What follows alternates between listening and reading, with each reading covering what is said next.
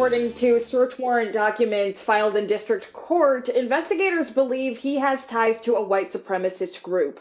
Police have not charged or arrested him, so we're not naming him at this point. But since the riots, people have been calling him Umbrella Man because he is caught on camera, as you can see here, holding an umbrella.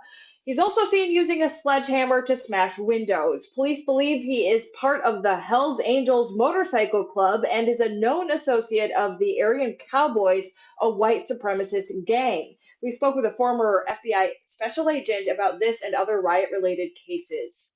There's never true anonymity, even if you're in a large crowd, because quite frankly, you don't know who else is in the crowd and there's surveillance everywhere.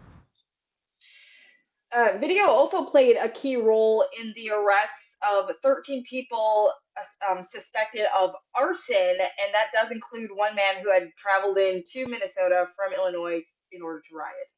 Yeah, glad to see they're trying to get to the bottom of this. So many shady videos that we saw popping up during this time. Kaya, thank you.